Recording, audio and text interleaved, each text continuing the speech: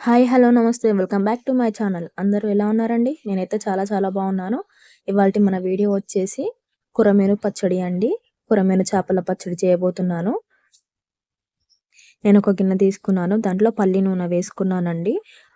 నేను ఒక కేజీ కొర్రమీను చేపలు తీసుకొని వాటిని చిన్న ముక్కలుగా కట్ చేసి నీళ్లు లేకుండా ఆరబెట్టుకున్నానండి.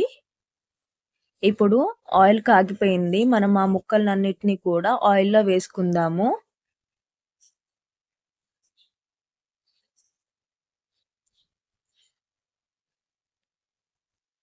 ఇప్పుడు ముక్కలన్నింటినీ కూడా మనం ఆయిల్‌లో డీప్ ఫ్రై చేసుకోవాలండి. అన్నిటిని కూడా ఆయిల్‌లో వేసుకున్నాము. పల్లి నూనె మనకు పచ్చడిలోకి బావుంటుంది. అందుకే నేను పల్లి నూనె వాడుతున్నాను. ఇప్పుడు వేసిన ముక్కలన్నిటిని కూడా ఒకసారి కలిపేసుకుందాము. ఇలాగా కింది నుంచి పైకి అంటూ కలపాలి మొత్తం కూడా.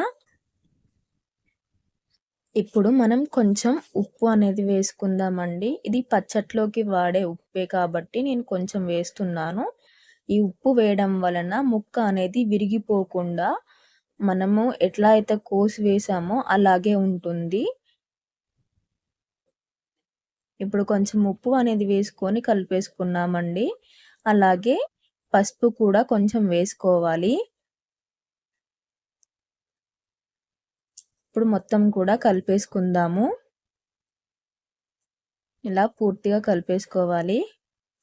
ఇప్పుడు ఇది ఒక 5 మినిట్స్ వరకు మీడియం ఫ్లేమ్‌లో వేయించుకోవాలి. ఇప్పుడు 5 మినిట్స్ తర్వాత మనం మళ్ళీ ఒకసారి కలిపేసుకుందాము. మీడియం ఫ్లేమ్‌లోనే స్టవ్ అనేది ఉంచి మనం ముక్కలన్నిటిని కూడా ఉడికించుకుందాము. ఇప్పుడు చూసారు కదా, ఒక 10 నిమిషాలు వేయించుకున్నాక గోల్డెన్ బ్రౌన్ కలర్ వస్తాయండి. ఇలాగా బ్రౌన్ కలర్ వచ్చినప్పుడు మనం తీసేసుకోవాలి. ఈ కలర్ వచ్చేంత వరకు కూడా మనం వేయించుకుంటూనే ఉండాలి. అది కూడా మీడియం ఫ్లేమ్‌లోనే. అలా అయితే ముక్క లోపలి వరకు కూడా ఉడికిపోతుంది. మనం హై ఫ్లేమ్‌లో పెట్టుకున్నట్లయితే అది పైన కాలుతుంది, లోపల ఉడకదు. ఇప్పుడు మనం స్టవ్ అనేది ఆఫ్ చేసుకుందాము. ఆఫ్ చేసుకొని అల్లం వెల్లుల్లి పేస్ట్ అనేది మనం దంచుకొని ఈ ఆయిల్‌లో అనేది వేసుకోవాలి. ఇప్పుడు ఆ ఆయిల్ వేడికి అది వేగిపోతుందండి. మనం ఒక స్పూన్ అంత ఉప్పు వేసుకుందాము. అలాగే 2 స్పూన్లంత కారం వేసుకుందాము.